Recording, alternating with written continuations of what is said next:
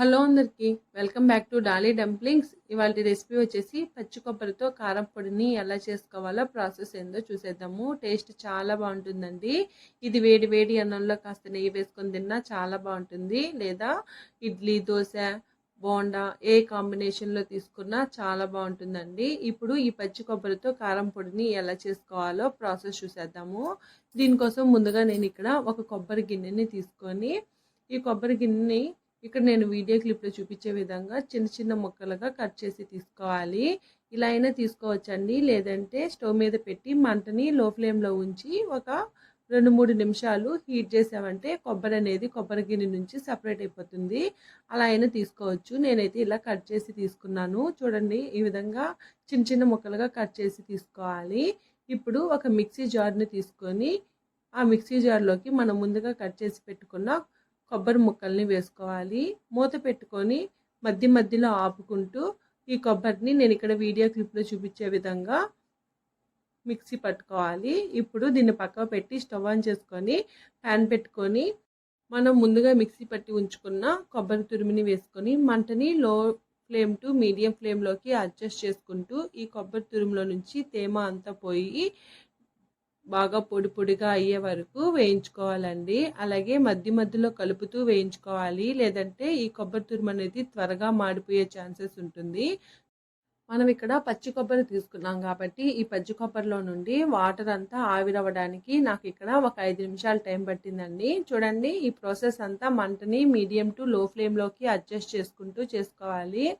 ఇక్కడ నాకు 5 నిమిషాలకి ఈ కొబ్బరి తురుము అనేది పొడి పొడిగా తయారైపోయిందండి. చూడండి, ఈ విధంగా ఫ్రై అయిపోయి లైట్గా కలర్ చేంజ్ అయితే సరిపోతుంది. అలాగే మనం ఇక్కడ పచ్చి కొబ్బరిని తీసుకున్నాం కాబట్టి ఈ కొబ్బరిని బాగా వేయించుకోవాలండి. లేదంటే కారం పొడి పాడైపోయే ఛాన్సెస్ ఉంటుంది.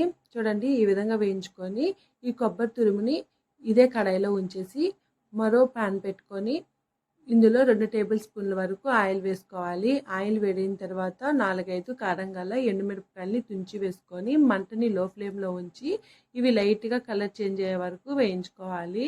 ఇలా కలర్ చేంజ్ అయిన తర్వాత ఇందులో 1 టేబుల్ స్పూను ధనియాలు వేసుకొని మరో 2 సెకండ్ల పాటు వేయించుకోవాలి. ఇందులోనే 2 టేబుల్ స్పూన్ల వరకు తెల్ల నువ్వుల్ని వేసుకొని మంటని లో ఫ్లేమ్లో ఉంచి ఈ తెల్ల నువ్వులను కూడా సగం వేగే వరకు వేయించుకోవాలి. ఇలా వేయించుకున్న తర్వాత ఇప్పుడు ఇందులో 2 టేబుల్ స్పూన్ల వరకు దబ్బశనగల్ని వేసుకోవాలి.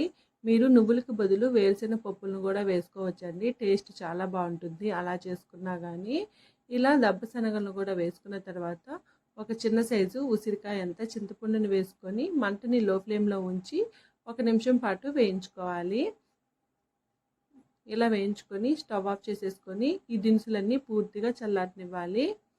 ఇప్పుడు చూడండి, కొబ్బరి తురుము కూడా బాగా చల్లగా అయిపోయింది. చూడండి, వీడియో క్లిప్లో చూపించే విధంగా ఇలా పొడి పొడిగా అవ్వాలండి. ఇప్పుడు ఒక మిక్సీ జార్ని తీసుకొని మనం ముందుగా వేయించి పెట్టుకున్న ఈ దినుసుల్ని వేసుకోవాలి. ఇప్పుడు మూత పెట్టుకొని మెత్తగా మిక్సీ పట్టుకోవాలి. చూడండి, ఈ విధంగా మిక్సీ పట్టుకోవాలి. ఇందులోనే మనం ముందుగా వేయించి పెట్టుకున్న పచ్చి కొబ్బరి తురుమును కూడా వేసుకొని ఇందులో 1 టేబుల్ స్పూను గల్లుప్పు వేసుకోవాలి. మీ దగ్గర గల్లుప్పు లేకపోతే 1 టేబుల్ స్పూన్ వరకు సాల్ట్ వేసుకోండి. గల్లుప్పు వేసుకుంటే టేస్ట్ చాలా బాగుంటుంది. అలాగే ఇందులో 1 టేబుల్ స్పూన్ వరకు జీలకర్రని వేసుకొని మూత పెట్టుకొని మళ్ళీ మెత్తగా మిక్సీ పట్టుకోవాలి. చూడండి, నేను ఇక్కడ వీడియో క్లిప్లో చూపించే విధంగా మెత్తగా మిక్సీ పట్టుకోవాలి.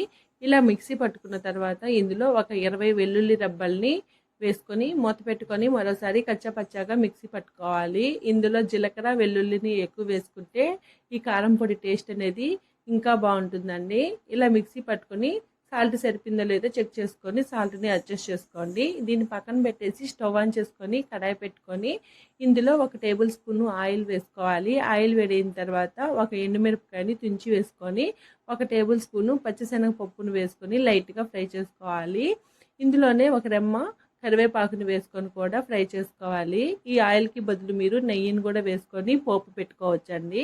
ఇలా వేగిన తర్వాత మనం ముందుగా మిక్సీ పట్టి ఉంచుకున్న ఈ కారం పొడిని వేసుకొని మంటని లో ఫ్లేమ్లో ఉంచి 1 నిమిషం పాటు ఫ్రై చేసుకోవాలి. ఇలా ఫ్రై చేసుకోవడం వల్ల టేస్ట్ బాగుంటుంది. అలాగే కారం పొడి కలర్ కూడా చేంజ్ అవ్వదండి. చూడండి, ఈ విధంగా నేను వీడియో క్లిప్లో చూపించే విధంగా ఉండలేమీ లేకుండా కాస్త గెంటుతో మ్యాష్ చేసుకుంటూ ఫ్రై చేసుకోవాలి. అంతేనండి. ఇంక స్టవ్ ఆఫ్ చేసేసుకొని ఈ కారం పొడి పూర్తిగా చల్లారిన తర్వాత ఏదైనా ఎయిర్‌టైట్ డబ్బాలో స్టోర్ చేసుకోవడమే. ఇది ఈజీగా 2 వీక్స్ వరకు స్టోర్ చేసుకోవచ్చు. చూసారు కదా! పచ్చి కొబ్బరితో కారం పొడిని ఎలా చేసుకోవాలో ప్రాసెస్ ఏందో. టేస్ట్ కూడా చాలా బాగుంటుందండి. మీరు కూడా తప్పకుండా ఈ రెసిపీని ట్రై చేసేసి మీకు ఎలా కుదిరిందో కామెంట్ చేసేయండి. అలాగే మరిన్ని రెసిపీస్ కోసం మన ఛానల్‌ని సబ్స్క్రైబ్ చేసుకోండి. అలాగే నోటిఫికేషన్ సింబల్‌ని ఆన్ చేయండి.